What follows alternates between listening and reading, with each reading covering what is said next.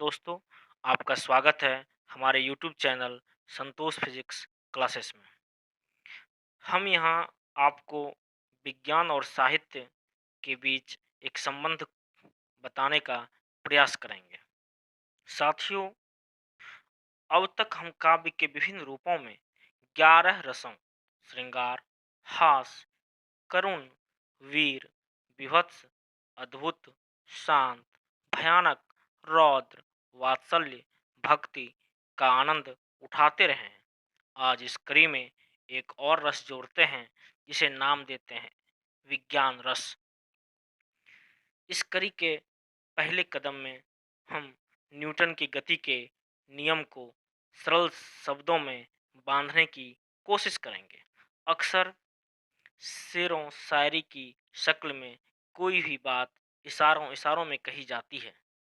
चलिए आज कुछ इशारों इशारों में न्यूटन के गति के नियमों को समझने की कोशिश करते हैं।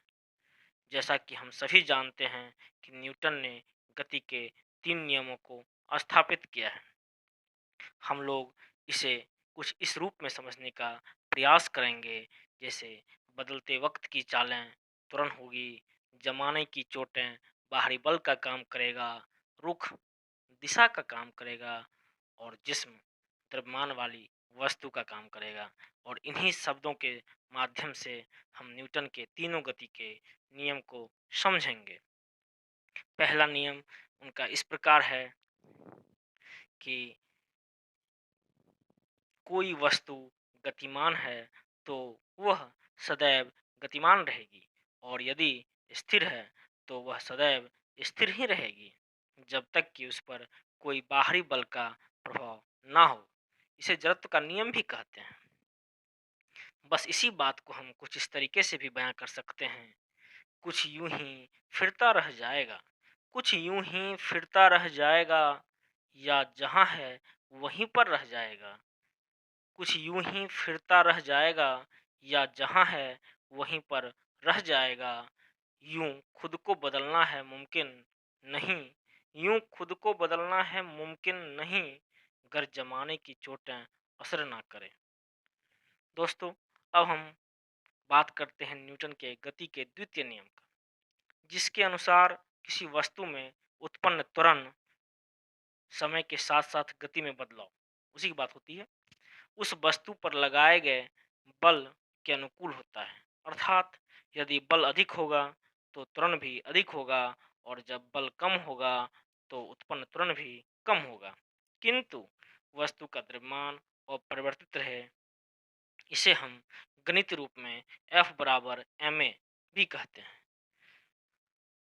इसी द्वितीय नियम को हम यूं भी कह सकते हैं, तेरे जिस्म का हर जर्रा, तेरे जिस्म का हर जर्रा और बदलते वक्त की चालें, तेरे जिस्म का हर जर्रा और बदलते वक्त की चालें बताती है मुझे हर पल तेरी ताकत का अंदाजा, तेरी ताकत का अंदाजा। अब हम बात करते हैं गति के तीसरे नियम की, जिसे क्रिया प्रतिक्रिया के नियम से भी जाना जाता है। जितने भी रॉकेट या आप नाव पर से कूदते हैं, ये सारे कॉन्सेप्ट वहीं लगते हैं। तो हम इसी बात को कुछ इस रूप में बयां कर सकते हैं। तमाम मुआयनों के तमाम मुआयनों के बाद हुआ इतना ये साफ है, तमाम मुआयनों के बाद हुआ इतना ये साफ है कि रुख ताकत के असर का बराबर खिलाफ है, कि रुख ताकत के असर का बराबर खिलाफ है। अब इसी के अगली कड़ी में हम बात करेंगे न्यूटन के गुरुत्वाकर्षण की गति के नियम का। जैसे न्यूटन ने गुरुत्वाकर्षण के नियम दिया, उसी को हम कॉन्सेप्ट लेके काम करते हैं। जैसे हम लोग के में मनुष्य में फरवरी का महीना आते ही प्यार की खुमारी आ जाती है, तो हमारे विज्ञान में भी प्यार मोहब्बत होता है। इसे भी एक डायमेंशन और यूनिट में गजब का प्यार मोहब्बत है, और उसी को ध्यान में रखकर और फंडामेंटल यूनिट को ध्यान में रखकर एक छोटी सी पंक्ति है, इसे सुनने की प्रयास करें। बॉडी हाइट तो कम ग्रेविटी हो गई, बॉडी हाइट तो कम ग्रेविटी हो गई, फंडामेंटल यूनिट एलएमटी हो गई, फंडामेंटल यूनिट एलएमटी हो गई। प्यारे विज्ञान में है बहुत ही गजब, प्यारे विज्ञान में है बहुत ही गजब, नैनो माइक्रो से मिली सेंटी हो गई, नैनो माइक्रो से मिली सेंटी हो गई। अब ये गुरुत्वाकर्षण नियम के बाद न्यूटन का एक तीसरा नियम भी न्यूटन एक और भी नियम है, इसको कहते हैं न्यूटन का शीतलन नियम।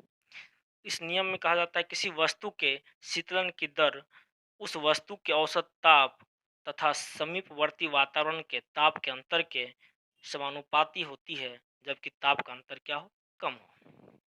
क्योंकि इसको बनाने में थोड़ा वक्त लगा, यहाँ मैथमेटिक्स का भी कॉन्सेप्ट यूज किया गया कि अगर एक से संख्या छोटी हो तो उसके सारे मूल उस संख्या से बड़ी होती है।